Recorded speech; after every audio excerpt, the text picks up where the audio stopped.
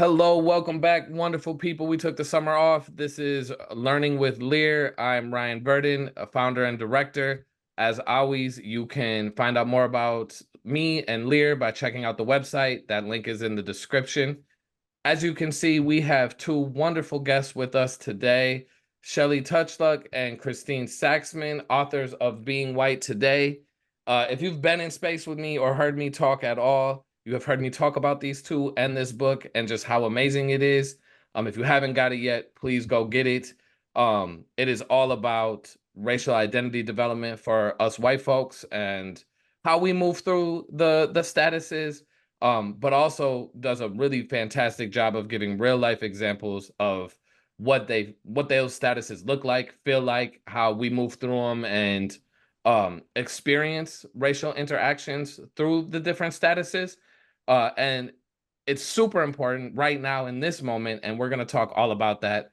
But first, I want to turn it over to Shelly and Christine to talk a little bit. One, thank y'all for being here, and talk a little bit about the book and your work. Whoever wants to go first. I'll start off by sharing is sort of what prompted us to conceive of this book. Why did we think that it was important? And for me, a real crux moment was around 2016, 2017. And we were starting to recognize that there was a lot of white folks who were getting pulled into far-right languaging, far-right sort of conspiracy ideas in ways that really were disturbing. I had a particular incident in Santa Monica, California, where a bunch of folks came to disrupt a long-standing multiracial anti-racist committee, and it was really frightening. And that corresponded with some experiences Christine was having in her own school, and that really sort of put this issue front and center, that people were getting really sidetracked by a race conversation that they didn't know how to navigate.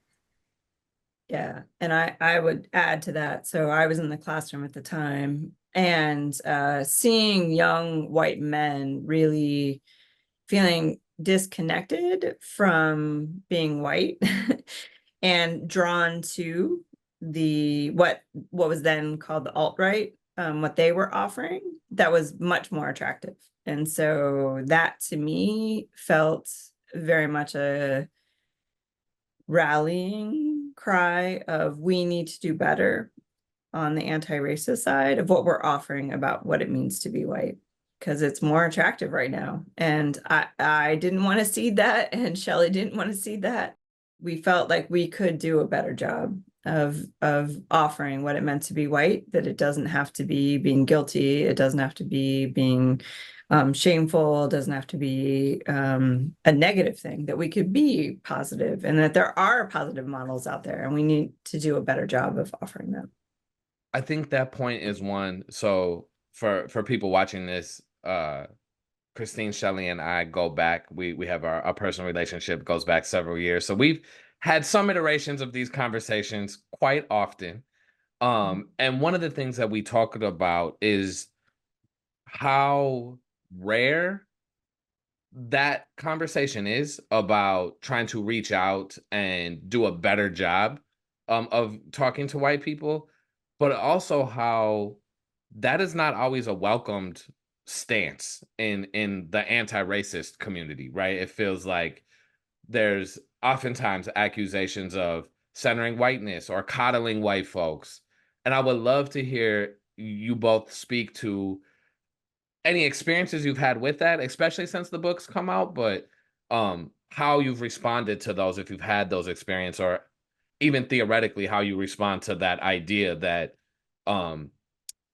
reaching out and showing love to somebody who's being who's resonating with messages from the alt-right at the time, or like Trumpism right now, for example, this America First mentality, that is somehow where we shouldn't be spending our energy. Can y'all respond to that?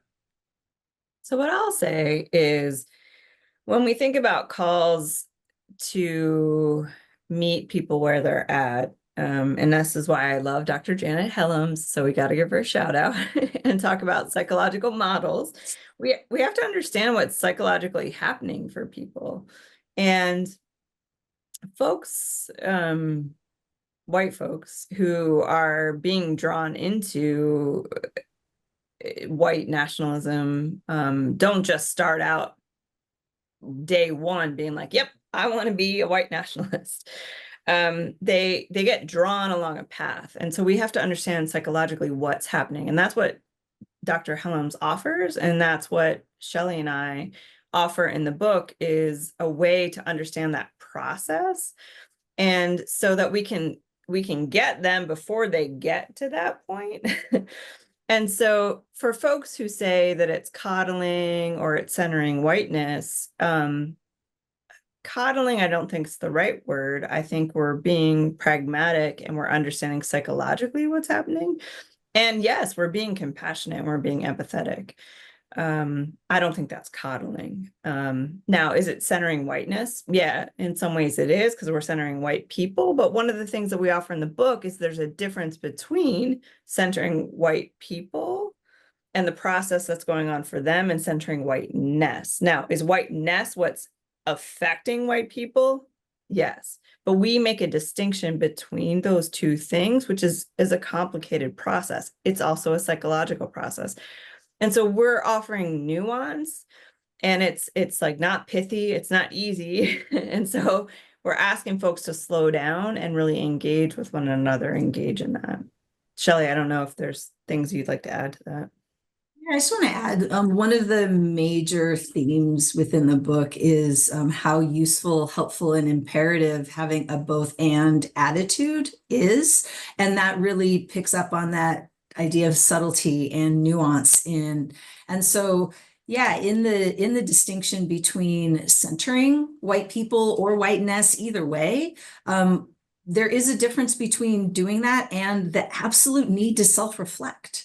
And we do need to avoid going down a rabbit hole where white people are only paying attention to white people and paying no attention to anything else. I mean, that is a true critique and it's real. And white people aren't going to make progress unless we are actually self-reflecting on ourselves. And so in that spirit of recognizing the legitimate critique, we also need to be able to push back and say, and there's real work to be done here. So let's be more particular about the language that we're using. And so the scenarios that we talk about in the book are really meant to uplift at what point within our process are these different messages really resonant, and where can we go astray, and how to get us pulled back into a pathway where we are making progress while holding these both and ideas together collectively. Yeah, I think one of the things that I really love about the book is, well, two things that are pertinent to this conversation is, in every chapter, you all specified the messages from the far right that resonate depending on what status somebody might be using at that moment. And then I think it's in every chapter. I'd have to go back and look, but every chapter, it was definitely a theme, and I'm pretty sure it's in every chapter. The both and framework is offered as a tool to combat those messages, right? To say all or nothing, either or thinking is actually not going to get us where we need to go. It's not effective. And and maybe not necessarily ironically, kind of ironically, I guess. That's actually a perpetuation of whiteness. So when anti-racist folks are suggesting that, it's actually a way that further entrenches whiteness, right? And if you're watching this, you've seen me talk. You know, I definitely make a distinction between white people and whiteness. I think that it's powerful in that even the frame, right, of offering a both and, or the distinction between whiteness and white people, or creating the space to even say, yeah, we are centering white people because there's a place for them in a world free from white supremacy, feels like it makes me very hopeful. It fills me with like love and inspires me to want to take action. And I know that that has been a difficult thing to get folks to resonate with. At least that's my experience. I'm wondering if how you all have experienced that. Has that been a difficult thing for you? I think there are definite, and we talk about this in the book. There are some rules in anti-racism where that's not okay. That white Right. folks, white folks are you know, that decentering thing is, you know, we're supposed to take a step back, and that's like kind of like a hard and fast rule. And it depends on your relationships, and it depends on the vision that you're creating for. And so I think about folks like Adrienne Marie Brown and folks who are really thinking about what is the healthy multiracial future that we're designing for, that we don't have yet, and we know that, and white folks are a part of that. That's a different space, and that's a different relationship, and it's a different way of talking about accountability. So to go back to what you said about loving accountability, white folks who have healthy cross-racial relationship, we show up in mutual reciprocity. It's not always us taking a step back. Like eventually we do have to have some identity and some opinion and some way of being true partners, if we're going to co-create this new thing that doesn't exist yet. And there are some folks who like, nope, that's not my form of accountability. And that's okay. Like we talk about different lanes. Mm-hmm. I'm not going to be your white person who's in that lane. And that's okay. Other white people are. We're all working towards something that gets rid of racism as it exists today. That's okay. Shelly, did you want to add? I see you leaning in. Yeah, I was leaning in and smiling because I feel really fortunate. I've been trained into anti-racism work in a community that has always held that white people deserve to be healthy, that we deserve to feel okay about ourselves, that we deserve and need to have a voice in anti-racism. And in fact, if we're going to be successful, we absolutely need to do so. And that messaging was encouraged not just by the white folks involved, but by the people of color who are asking us to do the work. And so what Christine named about there are different people in different groups with different relationships and different forms of accountability, that's all true. And it was not necessarily easy because of the forces at play, where there really is a big narrative around white people being small. And I understand that when we are brand new to the work and we are just coming to these ideas and everything is so new, to be really big with our opinions is a real mistake. It just is. And so there is this point that Christine said eventually, but eventually is different for every person. But there is a point where we have learned enough that our voice needs to strengthen and we need to be strong and we need to go toe to toe with anybody who's asking us to treat anyone as less than fully human. And, you know, we can talk for an hour or two, or probably three, about the way that racial identity processes play a role in that for all people involved, because racial identity is not only for white people. And so, you know, we can have that conversation too. But my smile is because I feel really grateful that I have always been surrounded by people who have been pushing me to not only deconstruct the aspects of whiteness that have been around me since my early socialization, but the upliftment of look what's possible, look who you get to be, look how we all can strive to be. And we have a big role to play in tearing down anti-racism, or tearing down racism through our anti-racism with white folks in community. And it's a beautiful thing. I actually don't know if I've told either of you this, but something you said, Shelly, made me remember this, and I want to share it here. Is I remember there were times when I was in the classroom. I was a social studies teacher, for those who don't know, and I would be teaching history, and I would feel sheepish, or like I had to keep certain lessons on the low, like make sure nobody was going to talk about it, or that maybe my colleagues didn't hear it, because I was talking about white folks who I felt like were models that we could be proud of.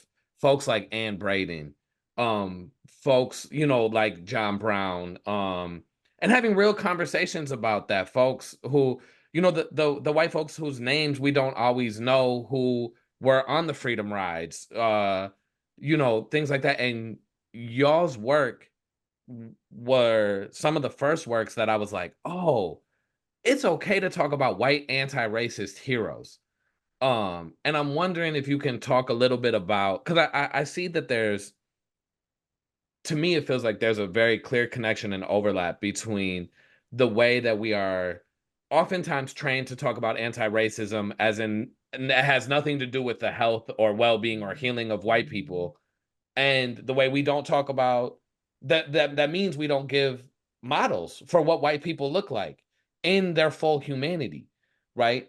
So I maybe that, because there's also this second piece that I want to talk about of how that you mentioned it, that it goes against often what our leaders in communities of color are asking of us. And I'm even thinking about some of the giants in those communities, like James Baldwin, who says like, hey, this is y'all's work, right? Like, why do I have to be this for you? Like, y'all are the ones that are sick. Richard Wright, there's no Negro problem, there's a white problem. And so what is that? What has happened that we can't do that? Or that we're so afraid to do that? So I think this goes back to what I said about some of the rules and they get like kind of misinterpreted. Mhm. About like why white people got afraid to talk about white role models, and that goes to white saviorism. And I think that that's for a reason, because there was a trope of the ways in which white people were helping people of color. Yeah. And so then it became like, well, stop with the white saviorism shit. Then that became the rule, like, well, then we can't talk about our positive role models. Mhm. Because if we talked about white people doing good stuff, that was a white saviorism moment. But those aren't the same things Right. all the time. And so we didn't know how to talk about an Anne Braden. We didn't know how to talk about Virginia Foster Dorr. We didn't know how to talk about Mab Seacrest. We didn't know, like, we lost all these ways to talk about white anti-racists in ways that weren't white saviorism, or we were Mhm. afraid to, because we were afraid to get critique that it was white saviorism. And so then we just stopped. And then it was all of a sudden like, well, there were no white people as part of these movements. And as if there weren't cross-racial solidarity as part of stuff. Right. Right. That, like, as if white people didn't work with the Black Panthers. They did. As if there were, so we lost part of that history because of some of that. So that's, yes, like Shelly and I have been really clear that has to be part of what we do. We can't be afraid of talking about that. And yeah, do we have to pay? It has to be both, and we have to pay attention that we don't do it in ways that become white savior narratives. And that's part of racial identity development. That's why we do have to be aware of and know what Dr. Helms is talking about. To your other point, I don't think Baldwin ever said, don't talk about your people. He actually said, you have to love yourselves. He That's what I did. mean, is we're ignoring Yes. that. Like, oftentimes we're supposed to ignore that. Like, if Baldwin were here, I firmly believe he would tell us white people, like, go heal. Like, whatever y'all got to do to go fix yourself so you can stop projecting your own stuff onto us, we're for it. Yes. And so I think that that's part of what also gets lost in that is I'm saying we as white people don't know what loving ourselves means. And I think, Bell Hooks says the same thing. Right. And she offers us a path forward. We talk about Malcolm X's call for us to do our work within our community, as well as other folks. And that's part of the love part is let's do it. Like, let's love ourselves and not be afraid to say that we love ourselves, even when we get critiqued. There's the both and be okay saying we love ourselves. It seems to me like within the scope of racial identity for white folks, there are a couple of big like chasm points, big jump points that we need to get over. And I think both of those positional changes come with a reticence to really talk about race in a healthful way. And so, one is on the early side of things, when we are not yet really formed in our identity around what it means to be white. There's just a lot of avoidance of, guilt and shame and stuff like that. And so the idea of even adopting an anti-racist, white model is just a foreign idea and a foreign concept at that point, because it feels so far of a reach. It just doesn't feel like a resonant relationship. So there's just nothing to say really there, because I don't want to identify as a white person, because I'm so like, ultimately, I'm ashamed of what white people have done. I don't want to associate with it. I haven't been asked to associate with it in my earlier life. And so why would I do that? And so that's just like a push away position, is conscious or not. And then we come to a different place where, when we are in that position of identity development, where we are really conscious of being a white person within a white group, that doesn't actually make the need to do emotional resolution go away. And so there's a lot of sort of those are the people who are troublesome. And, and there's this adoption also of nobody's good enough. And so what we have are an early adoption of anti-racist white models, perhaps, who basically, if you didn't die, you weren't good enough. Right. That's a problem. It's a problem when we only have a handful of figures who really were in dire and extreme circumstances in order to be decent white people. And so I think what Christine and I are also arguing for, and many, many other people these days are arguing for, is the wide variety and range of how to contribute as an anti-racist person. So who are our current alive anti-racist elders who are living vibrant, full, wonderful lives, and giving ourselves permission to really amplify them. And in order to do that, we also, and this is the key here, in order to really live into that and own it, we actually have to be resolving some of that earlier, the guilt and shame stuff that says that we actually aren't good enough. And that's to Christine's point about the loving ourselves. And this hits a large point of why we're even probably having this conversation at all. And it hits back to one of the earliest experiences I had within my white anti-racist community, where we were starting to talk about the language that we used, the way we outreach to other people, and the real recognition that we hadn't gotten ourselves together. We were not being effective at talking to other white people about how to draw them into anti-racism. And it is that exact key insight of, if we haven't actually forgiven ourselves for who we were when we were unaware of racism, then we can't reach out in love to the people who are currently unaware. And in order for us to do that forgiveness process, we actually have to learn to love ourselves as we currently are, and the person that we were, so that we can love the person in front of us. Because it is through love that we're going to be able to engage and influence the people around us, especially as white people working with other white people. That's actually a great segue to where I want to take this conversation for the last part of our conversation. Because in the book, y'all talk about a lot of the these beliefs, core beliefs. I forget the how you talk about them, like the word you use. I could find it, but these like essential myths about America and ourselves that cause dissonance, right? And one of them is like this idea of America being the land of the free, home of the brave, and like, I mean, that's not a uncommon point of hypocrisy that people point to, right? Like, and the right will justify it, the left will say, see, there's nothing worthy here, things like that.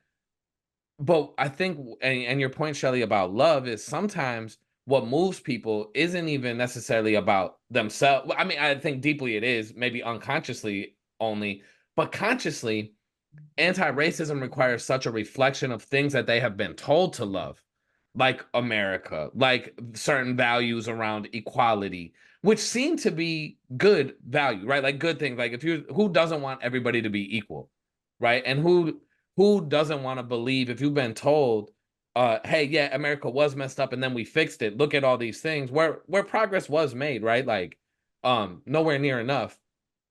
And then also we're stuck in this cycle of whiteness of the either or, and all or nothing thinking, which y'all do such a great job of interrupting.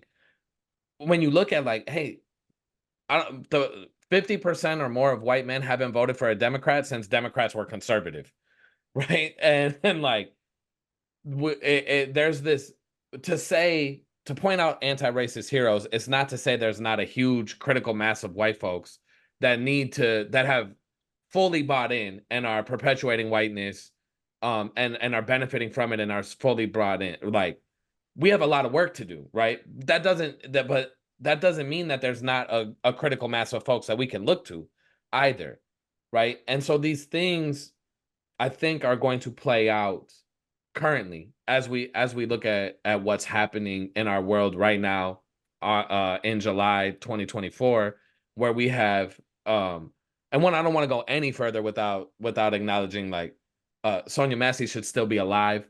We had, the police are still indiscriminately taking the life of Black and brown people, increasingly Black and brown women.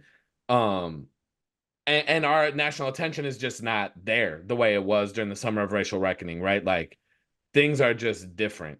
But then we also have, for the first time in history, more than likely, a Black woman as the nominee for president, and what in a major party.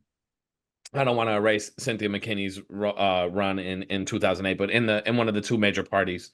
Where does the work that you all are doing, how is that going to help us maneuver this really complicated landscape right now, right? Where so many folks want to say all white folks are Trumpers, right? And are this, and any suggestion that, with an acknowledgement of how violent and how terrible Trumpism is, and so any suggestion of, like, wanting to hold and engage in good faith with people who are that, means that you're tacitly accepting or okay with white supremacy, especially as we're going to see the increase in racial rhetoric and racism directed at Kamala Harris.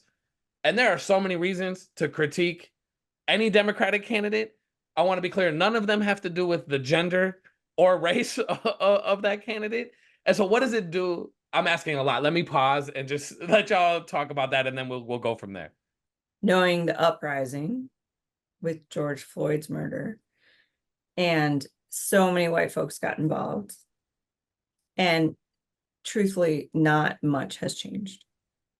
And I think I'm going to ask Shelly, because I think you say this better than I do when you put it in the framework of our book, what's happening psychologically. There's a reason. But I'm not trying to say that to, like, justify. I think I just want to say that, like, the work is still there. And, like, the thing that I'm most gutted by is how much that's just been kind of, like, subsumed and, like, lost in a lot of this. And I think our book offers a way for us as white folks to understand what's happening psychologically, why so many people were involved and then not. It is deep, and the slowness is the dissatisfaction with where we are. There's a deep disappointment that I think all of us carry with where things are in comparison to the active participation we saw. What I saw in the summer of 2020 from a racial identity perspective was a lot of people who had spent almost no time in their lives paying attention to race in a real way, paying attention to themselves in terms of race in a real way, having any analysis about race in any real way, suddenly seeing what was clearly not okay. A man absolutely murdered in the streets, and saying, no, that we can't have. And of course, so many people saw it because we were in a pandemic. There was nothing else to be paying attention to. And so it caught, right? And what that did psychologically was put a lot of people into the disintegration phase of racial identity, which is coming out of a very naive sort of everything is fine and colorblind is fine and everything's good, into a, wait a minute, those cognitive dissonance points you mentioned earlier, Ryan, they all become really alive. Well, wait a minute, this isn't the US I was feeling good about. This, maybe life isn't working out for folks of color the way I thought it was, Black folks particularly. And suddenly the question is opened. And at the time, going and running and standing outside with a placard that says Black Lives Matter makes all the sense in the world, because what they're talking about is that Black life. They're talking about that one person. And that was wrong. That is where a lot of white people were very engaged, very disrupted, and also accessing some really high level analysis on the TV. I mean, man, the people who were getting a lot of screen time, giving very, very cogent structural analysis, like arguments, was phenomenal. Right? I mean, wow, that's a lot of learning to try to navigate. And not all of it made sense to a lot of people who were only that far away from everything's fine and colorblind.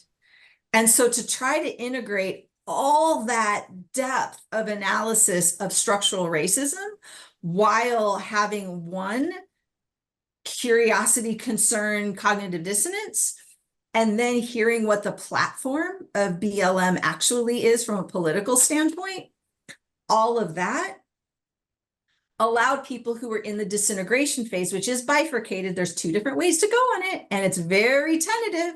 You can either get more toward anti-racism or you can start defending whiteness. And we had a lot of people in that disintegration.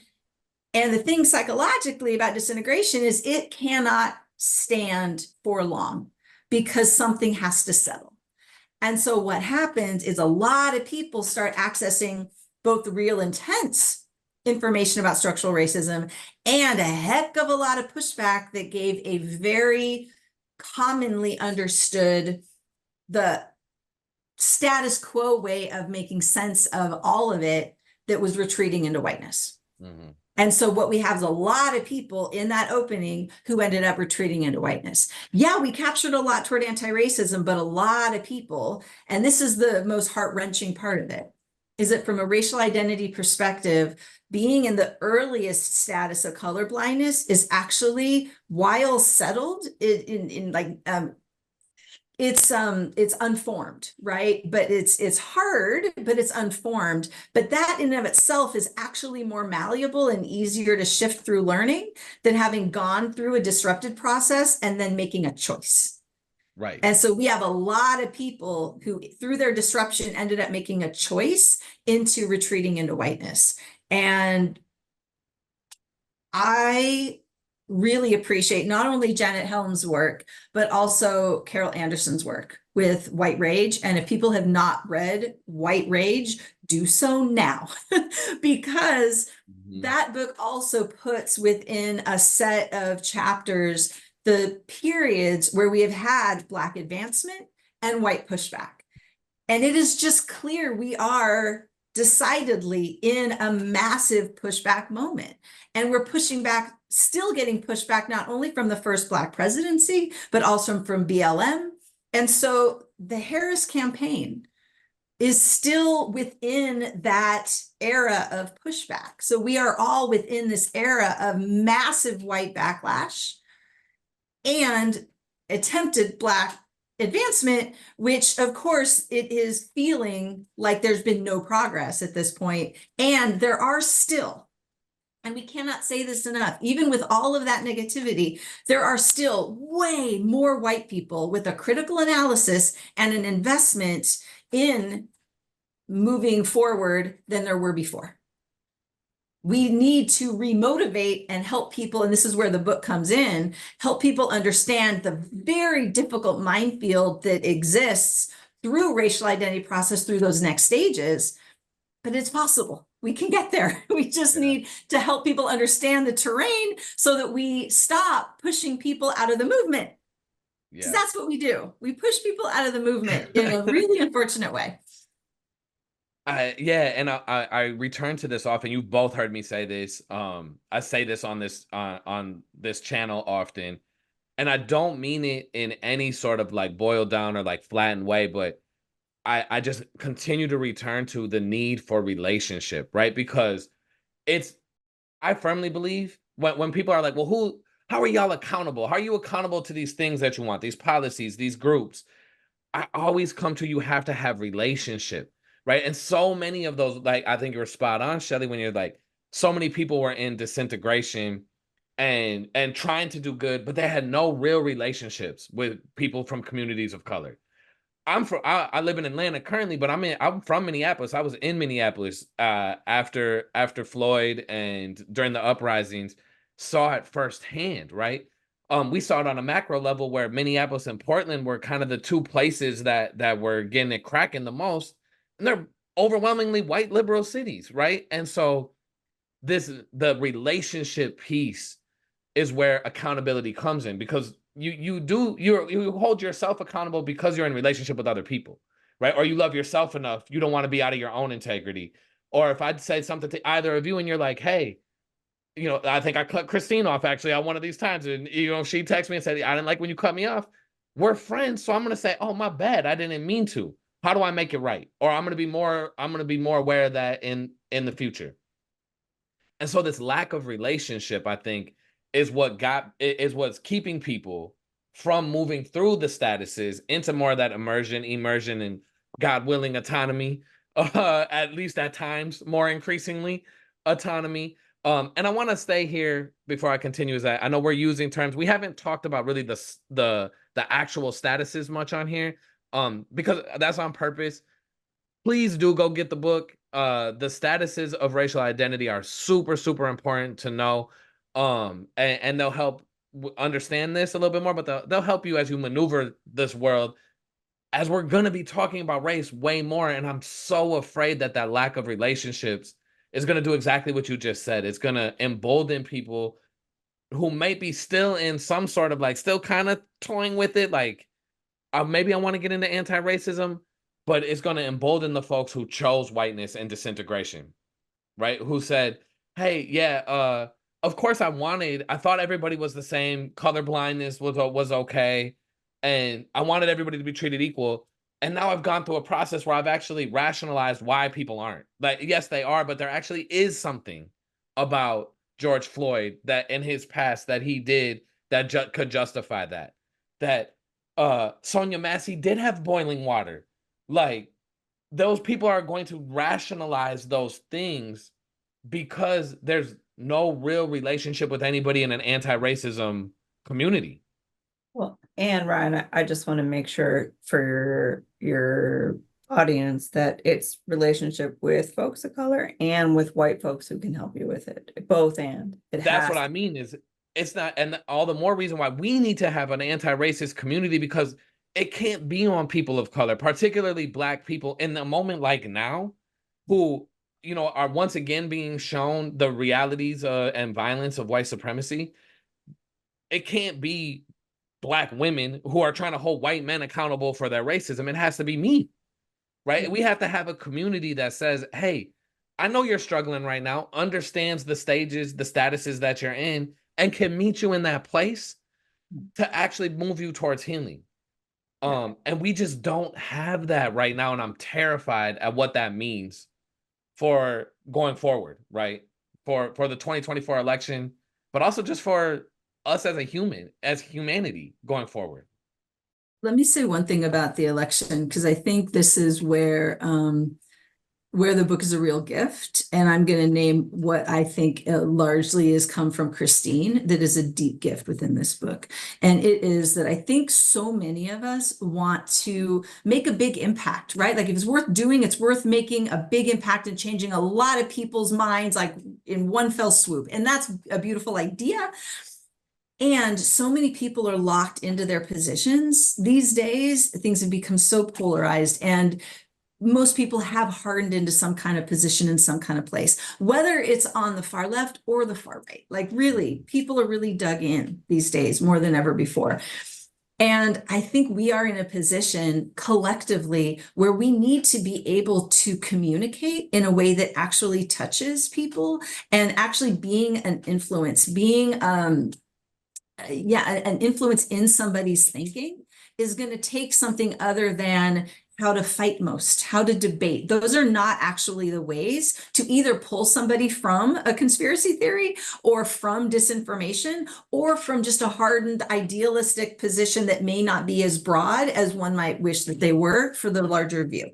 Either way and direction you're going, what we need are supports that are going to help us know what kind of conversation that we can have at any given point, and how we can best dive into the relationship, actually invest in the relationship, because just having one comment isn't going to be the thing that undoes like months worth of thoughtfulness.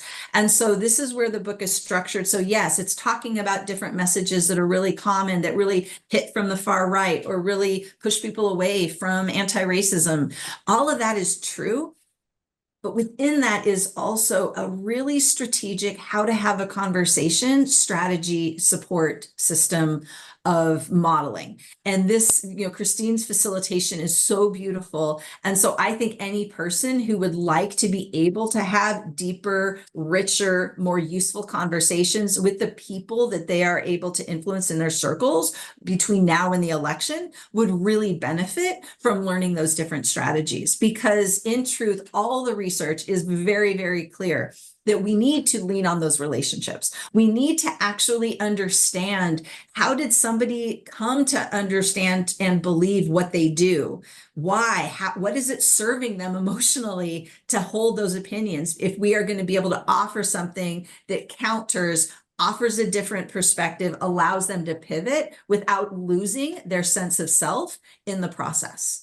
And only by connecting and offering a step-by-step process are we going to be able to do that. So this is both heartfelt and more human and more strategic to be effective. Yeah. That's the both and I really appreciate. I will just add to that of the conversation you have with your Uncle Jimmy or your Aunt Debbie or who, like, that matters. You know what I mean? Like, you might not be able to do anything about I mean, the whatever, however Amy Klobuchar votes, right? Like, you could call, you could write a letter, you can do that, but you might not feel that much power over that and feeling disillusioned in this moment. But you can have that conversation with your cousin. You can have that conversation with your aunt. You can have that conversation with your uncle, and that matters. And I think that's a moment right now too. Like, again, it's like really extremes and all or nothing. Like, there will be no democracy if one wins, and this is not enough. Like, they're still imperialists, and it's like, yo, we really have to figure out how can we be human together, and that's a process. And we are all, that's going to be a collection. That's going to be the result of a collection of a million small interactions that happen, not one broad sweeping thing. Even if it is a policy, it's not going to come from that. I don't know when folks will watch this. And I think in this moment in time right now, like, locating, like, we're responding right now to Sonia Massey. We're responding to folks mobilizing for Kamala. Just this week, there was a call for white women to show up because, 44,000 Black women mobilized on like a Sunday night after it got announced, Mhm. like 2 days later, right? So then they were like, so white women, what are you gonna do? And then it was like, hey, white men, what are you gonna do? And so Surge has done some stuff. And so I wanna say, like, I know some white folks are confused by that and like, well, wait, what? Like, what? Wait, what? How am I responsible for this? And so I wanna like offer how our book helps with that is, so if you're like, I feel confused, like I feel called out by that, and it's okay if you feel called out by that. And part of what our work offers is like, there's ways we can depersonalize that. And like, so you hear that anti-racist message, and so you're like, what can I do? So like, seek this out. Like, we offer a way through that. And so then, Ryan, to what you're saying is there's the other side is the anti-racists who are like, Kamala, she's this prosecutor who wasn't showing up for Black Lives Matter. And like, I feel super angry about that. And as a white person, like, I'm on that side. That's also okay. Our book offers you a way to understand like your feeling about that. And we can still show up and navigate, to go back to what Shelly said about a both and. Like, we don't have to be an either or. Like, I can still feel some type of way about Kamala and still support her and be like, I'm gonna hold her, like when we elect her, I'm gonna hold her on Palestine, I'm gonna hold her on BLM, I'm gonna hold her like I'm gonna hold her accountable for all these things, and I'm still gonna help get her elected. Like, we don't have to play into either or mentality. and still be supportive of Black women getting elected and hear calls of Black women saying like, hey, white woman, I need your help. Like all of that can be true. We don't have to be paralyzed by complex things that put us in either our categories. I can be like, okay, I'm gonna do this thing. And even though that I'm getting critiqued on this thing, I'm still gonna do it and still be okay. And part of like understanding the psychological model of that is part of what helps me like I can do this and I will be okay. And I can have amazing relationships with other white people who can help me do that. Like I don't do it on my own. I can have amazing cross-racial relationships that help me do that. And that's what our book offers. What a beautiful way to wrap this up, I think. What are some final words, Shelly, Christine, that you have for anybody watching? Besides, go get the book. Those are my go. I'm gonna say that at least 13 more times. What would you offer in this moment to white folks who are watching this and are feeling that? Like, I mean, Christine, you just said it really beautifully. I think there's the one thing I'll offer for people who are watching your channel and who are looking to connect. Yeah, grab the book and know that we have places that we go. I'm part of Aware LA that operates, yes, out of LA, but because of the pandemic, we've got online offerings. We've got a white anti-racist community that is available to help and to hold and to be there. We always have space where we're saying, hey, what's on your heart? What's on your mind? So that we can uplift each other. So there's no reason to be alone. That's my final word. Christine, would you like to share? I just want to uplift what she just said about the collective. Like the biggest thing that will like hurt us is the belief that we're alone in this.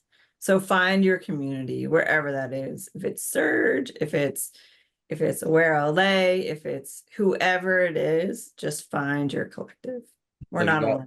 Y'all are giving me, can you see the goosebumps? Because this crazy, because that's exactly, I was like, if there's one thing that I want anybody watching this to know is that you are not alone, and that through community is how we will find justice. Through community is how we will get to some semblance of a peaceful world that everybody I talk to wants, right? Like everybody you talk to wants to be able to live in peace. And I think there is something true. It's not, I used to write it off like, oh, it's just nonsense, but like this whole why can't we all get along, or let's unite? You know, you got after what happened to Trump in Pennsylvania, you know, all of this, and like why can't we all just get along? Like I actually believe the people are genuine about that. Ultimately, people do just want to get along, be okay.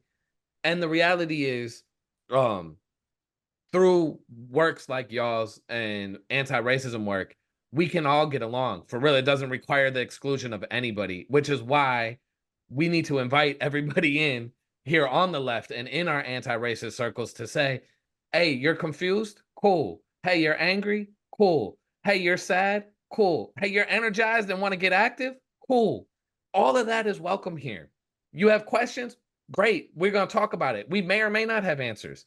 The more that have been able to embrace that, like, I don't know, I'll hit up Shelly and Christine, though. They might know more about this than me. I'll find somebody that has an answer for you or is going to make you feel seen and hold you in your full humanity. That is the message that I hope that folks who are interested in anti-racism take from this, and folks that imagine that they're facilitators of anti-racism put out. Because I truly believe that's the only way we're getting forward. We can't go to war and win. It's not gonna happen. It's gonna happen through love and community and relationships. That does not mean that we sacrifice or that we take you know the violence of white supremacy and racism and all that lightly, or that we accept it. But it does mean that we have to find those people who we can call in and we can be in community with, and we got to take that opportunity. So that's what I hope. Look, and it's my show, so I got to ramble on at the end. Thank y'all so much for being here. Thank you, Christine. Thank you, Shelly. I love you both. Go get Being White today. Where's the ideal place that they can get it? wherever you buy books or audiobooks. Hey, and it's read by Or your Christine. library. Your library Go- to get it. It's available now in paperback. And look at see, I'm fancy. I got the hardcover. Go get your paperback. Go listen to the audiobook. Shelly, Christine, thank you so much. Thank you for being here for Learning with Lear. We are back every week. And yeah, right relationships over right analysis. That's the tagline all year long. Right relationships over right analysis.